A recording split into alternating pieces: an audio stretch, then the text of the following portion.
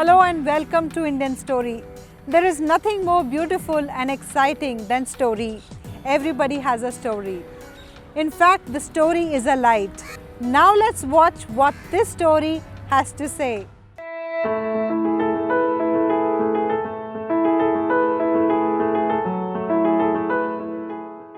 मेरा नाम महेंद्र पाल सिंह चड्ढा है। मुझे जनरली लोग MPS चड्ढा के नाम से जानते हैं। हमारे पिताजी ने जब पाकिस्तान से आए तो उनके पास कोई बिजनेस नहीं था। उनसे बड़ी एक ही बात मैंने सीखी कि आराम हराम है और स्ट्रगल करनी बहुत ज़रूरी है।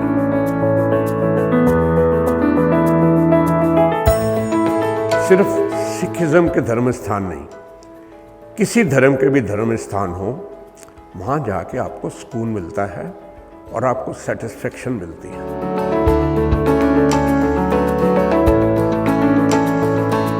जब तक आपका मन में टारगेट नहीं है, आप ग्रो नहीं कर सकते। इंसान के अंदर ग्रो करने की मंशा होनी चाहिए।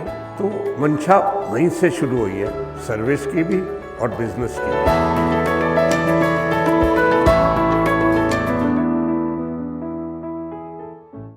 मेरी बर्थ वेस्ट पाकिस्तान, जिला डुडियाल है और गांव नारंग है। मेरी बर्थ नारंग की है। नारंग एक विलेज है। इन द मीन टाइम देश का बंटवारा हो गया और हम किसी तरीके से इस्लामाबाद से पटियाला पहुंच गए। जैसे तैसे करके गुजारा करते हमें पटियाला के अंदर एक मकान मिल गया जिसका किराया 3 रुपये 50 पैसे। हमें वहाँ हमारे फादर साहब ने बिठाकर खुद बिजनेस की तलाश में निकल गए और जब उनको थोड़ा बहुत बिजनेस मिलता रहा तो हमें कुछ ना कुछ वो बेचते रहे। हम तकरीबन सन 48 के अंदर ही दिल्ली के अंदर आ गए और यहाँ भी एक रिफ्यूजी मार्केट बनी थी जहाँ आजकल 30,000 टेलीफोन एक्सचेंज के साथ वो मार्केट अभी भी है। वहाँ हमको रहने का ठिकाना मिल गया। साथ के साथ ही मैंने 1958 में मैट्रिक पास की। 59 के अंदर प्रेप होता था, उन दिनों में प्रेप किया और 61 में ग्रेजुएशन शुरू कर दी इवनिंग क्लासेस से। इस तरीके से दिल्ली यूनिवर्सिटी से मैं ग्रेजुएट हो गया। बड़े फ़ख्र के साथ मैं कह सकता हूँ कि मेरे फादर साहब का नाम भी मक्खन सिंह चड्ढा था और माता जी जो है उनका नाम वीरावाली था। लेकिन हमारे पिताजी ने जब पाकिस्तान से आए तो उनके पास कोई बिजनेस नहीं था। उन्होंने ज़िंदगी के अंदर बहुत स्ट्रगल की। शुरुआत में आपने देखा होगा कि लोग बाग आँखों की दवाई 1 रुपए की शीशी बेचते थे ट्रेनों के अंदर। तो उन्होंने वहाँ से शुरू किया। करते करते किसी तरीके से भी वो हमें कुछ ना कुछ पटियाला में भेजते रहे और यहाँ दिल्ली के अंदर आके दूध का बिजनेस शुरू किया। उनसे बड़ी एक ही बात मैंने सीखी कि आराम हराम है और स्ट्रगल करनी बहुत ज़रूरी है। उन्होंने स्ट्रगल सिखाई जिसको हमने कोऑपरेट किया। माता जी जो हमारे थे उनका धैर्य बहुत बड़ा था। चाहे हमारे यहाँ कुछ है या नहीं, लेकिन उन्होंने अपने बच्चों को सेटिस्फाइड रखा, उनकी पूरी मदद करी। तो ये पिताजी की स्ट्रगल है और माता जी का विशाल हृदय है जिसने हमारे अंदर कई गुण भर दिए। हम टोटल 4 भाई और 2 बहनें हैं। जो मेरे से नेक्स्ट ब्रदर हैं वो हैं सरदार बलदेव सिंह चड्ढा।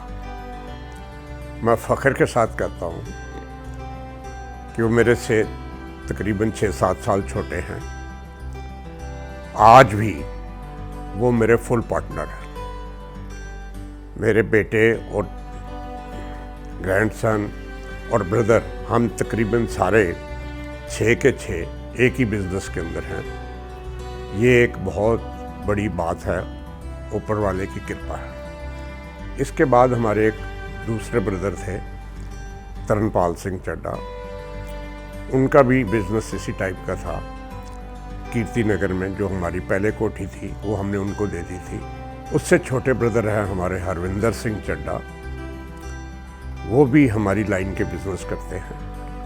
उनकी भी फैक्ट्री बादली इंडस्ट्रियल एरिया में है और उनकी फैमिली भी वाहिगुरु की कृपा से ठीक है। एक सिस्टर हमारी आजकल कनाडा टोरंटो में है, उनका नाम है सुरिंदर कौर और हमारे जीजा जी का नाम है वरिंदर सिंह सब्रवाल। वहाँ उनके 2 बेटे भी हैं और एक बिटिया भी है। हमारे पिताजी ने बहुत स्ट्रगल की, उनकी स्ट्रगल को देख के मैंने स्ट्रगल शुरू कर दी। और यहाँ तक स्ट्रगल का सवाल है कि हम जल्दी ही स्टैंड कर गए और हमने कीर्ति नगर की कोठी बना दी। उसमें हम सारे रहने लग पड़े। हमारी जिस वक्त हमने शुरू की, उस वक्त जो हमने मिल्क टेस्टिंग इक्विपमेंट शुरू किया तो हम फर्म का नाम हमने रखा Lakshmi milk testing machinery company. लेकिन फादर साहब भी कहते थे और भी कहते यार इतना बड़ा नाम है Lakshmi milk testing machinery company, इतनी देर में तो ट्रेन आगे निकल जाती है। तो हमने उसका शॉर्ट नेम रखा चड्ढा सेल्स प्राइवेट लिमिटेड। और चड्ढा सेल्स प्राइवेट लिमिटेड मई 78 में बनी। तो आज चड्ढा सेल्स प्राइवेट लिमिटेड 30,000 के अंदर जो हमारा सेल ऑफिस है, तकरीबन मोरी गेट के एरिया के अंदर जगह नहीं मिलती, 200 गज की जगह मेरे पास हो गई है और 3 स्टोरी बिल्डिंग बन गई है वहाँ। इसी तरीके से जो मूर्थल फैक्ट्री है वो मैंने बताया कि हाईवे के ऊपर है, उसको मनजीत सिंह और हमारा पोता अर्शदीप सिंह देखते हैं। और हमारी छोटी छोटी 2 और फैक्ट्रियां हैं नांगलोई DSIDC में, लेकिन वहाँ छोटे छोटे काम होते हैं, कोई उनका ख़ास मेंशन की ज़रूरत नहीं है। लेकिन फिर भी वहाँ जो ये मूर्थल फैक्ट्री में और बड़ी इंडस्ट्रियल एरिया फैक्ट्री में डेयरी इक्विपमेंट से ही रिलेटेड आइटम्स हैं और बहुत सी आइटमें हम बाउट आउट करते हैं। मान लिया कोई प्लांट बनाना है तो पूरा प्लॉट मैन्युफैक्चरिंग नहीं हो सकता, उसकी आइटम प्रोक्योर करके हम डेयरी प्लांट बना देते हैं। मैं दिल्ली, हिमाचल और हरियाणा से मैं लायंस क्लब का डिस्ट्रिक्ट गवर्नर बन गया और डिस्ट्रिक्ट गवर्नर बनने के बाद मेरे अंदर तकरीबन 150 लायंस क्लब थे। यहाँ एक पीतमपुरा क्लब है जिसका मैं फाउंडर प्रेसिडेंट रहा हूँ। तो वो इस इलाके के अंदर, ये भी मेरी एक देन है कि इस इलाके के अंदर हमने क्लब बना दिया। इसी तरीके से शालीमार बाग में लायंस ब्लड बैंक है जिसका मैं 87 के अंदर ट्रस्टी बना और आज उस ब्लड बैंक के अंदर, ब्लड बैंक के अलावा डायलिसिस मशीनें भी हमने लगा दी हैं और इस तरीके से हम सेवा के साथ जुड़ गए हैं।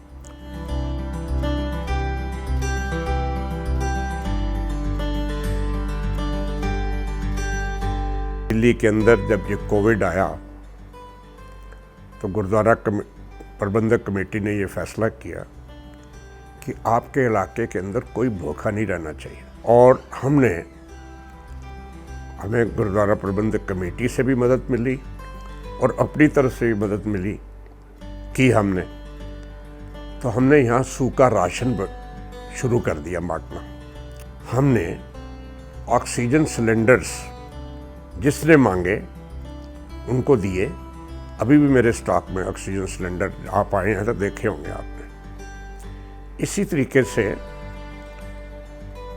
हमने तकरीबन 10 कंसंट्रेटर फैमिली की तरफ से खरीदे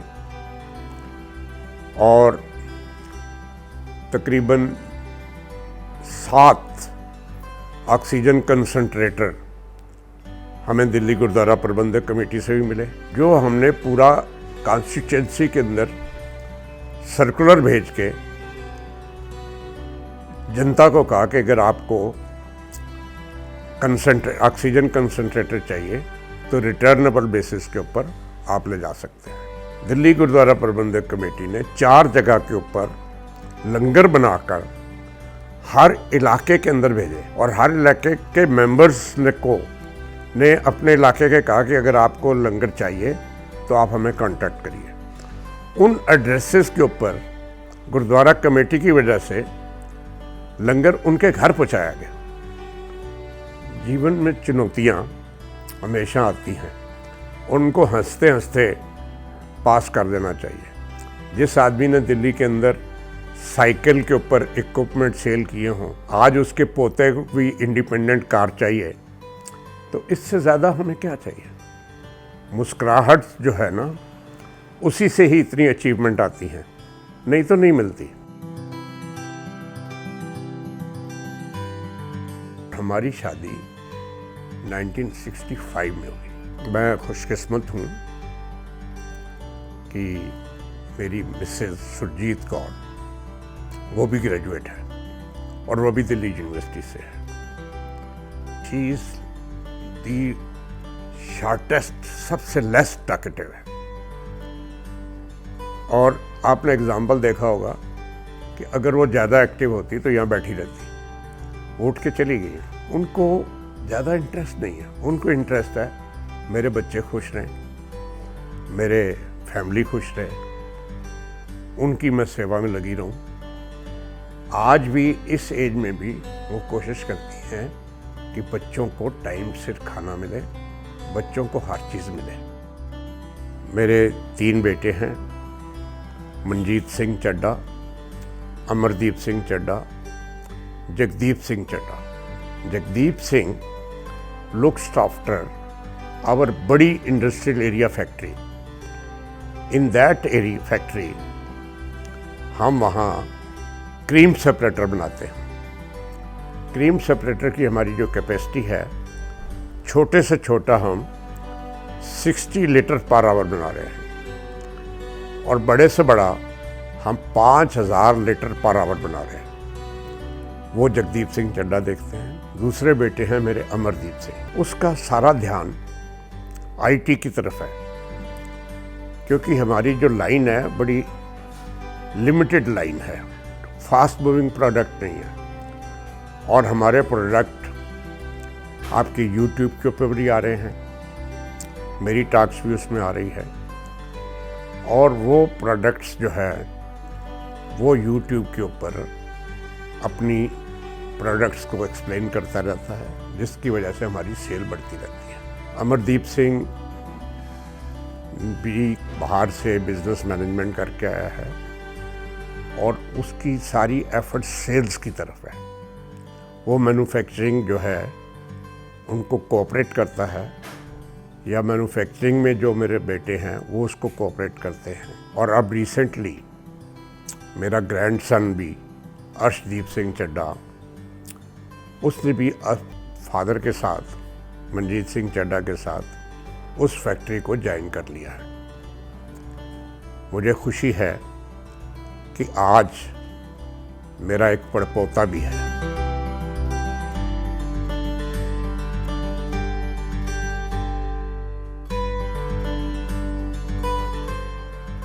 मैं अपने पोतों को, बच्चों को, जिस तरीके से आज हम वेल निटेड हैं, मेरे 3 बेटे मेरे साथ काम कर रहे हैं, मेरा पोता मेरे साथ काम कर रहा है, मेरा ब्रदर मेरे साथ काम कर रहा है, तो मैं उम्मीद रखता हूँ जो मेरा पड़पोता भी 9 महीने का हुआ है, ऊपर वाले की कृपा रही, हम यहाँ रहें या ना रहें, वो भी हमारे बिजनेस को ज्वाइन करेगा। मैं उम्मीद रखता हूँ। उठते हैं, उठ के थोड़ा सैर का प्रोग्राम होता है, कोविड की वजह से कम भी है, और इसके बाद मियाँ बीवी इकट्ठे चाय पीते हैं पूरी चुस्कियाँ लेके। इसके बाद तकरीबन 9 बजे मैं नहा धो के तैयार होने की कोशिश करता हूँ, और मेरी एक्टिविटीज़ जो हैं तकरीबन जैसे मेरा सोशल वर्क रहा है, इसके कोई ना कोई डेली मीटिंग होती हैं, अपॉइंटमेंट होती हैं। जैसे लायंस पब्लिक स्कूल हो गया, Guru Tegh Bahadur institute of management हो गया, गुरु Govind Singh college of commerce हो गया, दिल्ली गुरुद्वारा प्रबंधक कमेटी हो गई, इनके डेली प्रोग्राम हैं। तो इनकी मीटिंग्स को मैं अटेंड करता हूँ, और तकरीबन इसके साथ ही एवरेज 2, 2:30, 3 बज जाते हैं, और 3 बजे मैं अपने 30,000 ऑफिस चला जाता हूँ। और इसी तरीके से मैं कोशिश करता हूँ कि 7 बजे के करीब घर पहुँच जाऊँ, और वही रूटीन बैठ के मियाँ बीवी खाना इकट्ठे खाते हैं।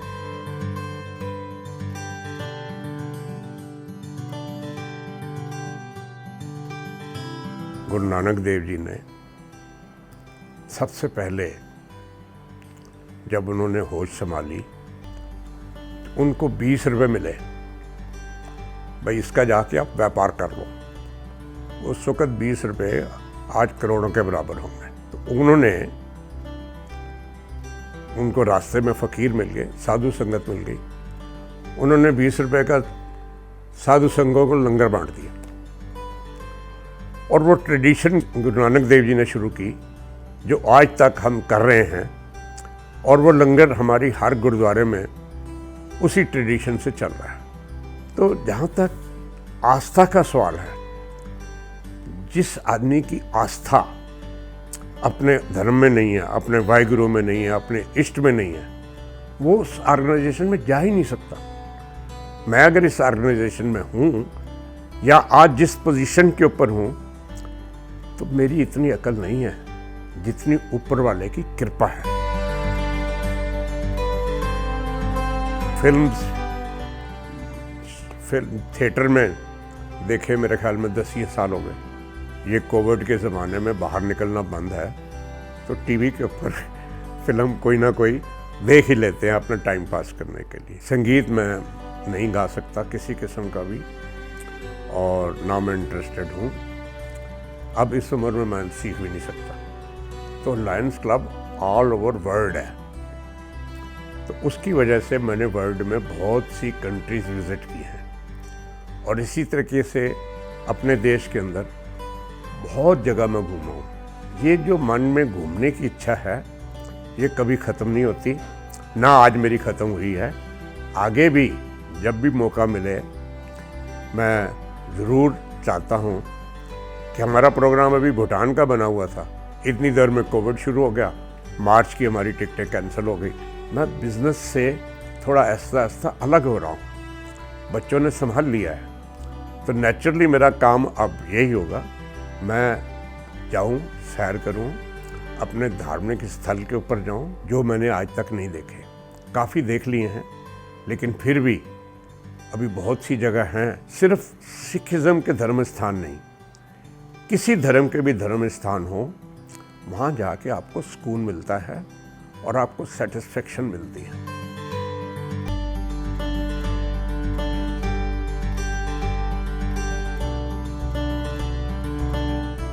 जब तक आपका मन में टारगेट नहीं है, आप ग्रो नहीं कर सकते। मैं समझता हूँ थोड़ा सा दूध सवेरे का सवेरे बिक गया, शाम को शाम बिक गया, तो दैट वाज, मैं समझता हूँ कि यहाँ पोजीशन ठीक नहीं है। तब तक दिल्ली मिल स्कीम बन गई थी, गवर्नमेंट ऑर्गेनाइजेशंस आ गई थी, तो हम इक्विपमेंट में चले गए। तो मन के अंदर ये बात थी कि हमें ग्रो करना है और हर तरफ करना है। टारगेट हमारा बहुत दूर है।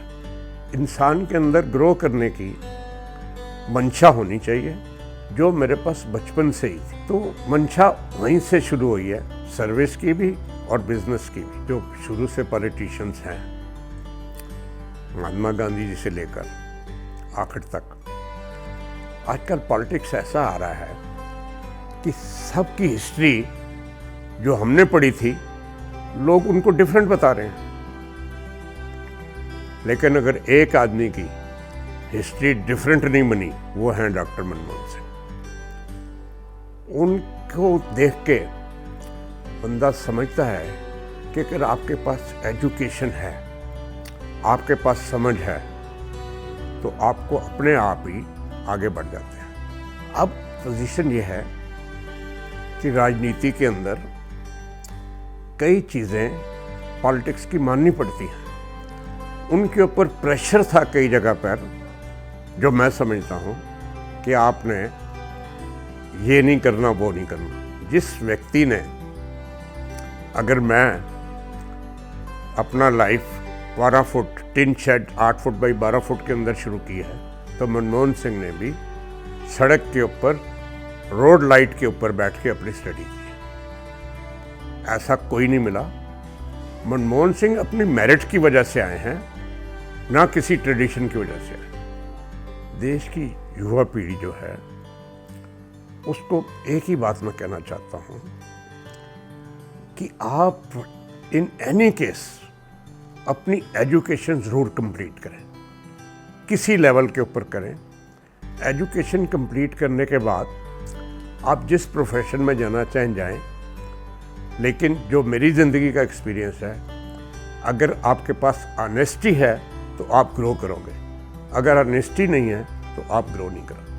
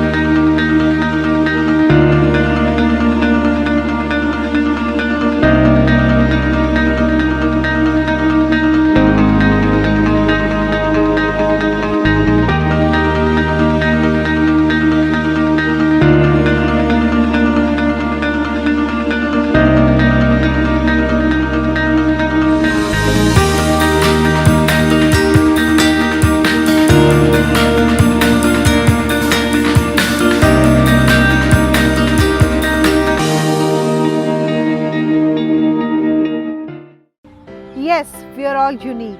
We come and go. But these stories are legacy forever. Do share your story with Indian Story anytime, anywhere. And don't forget to subscribe our channel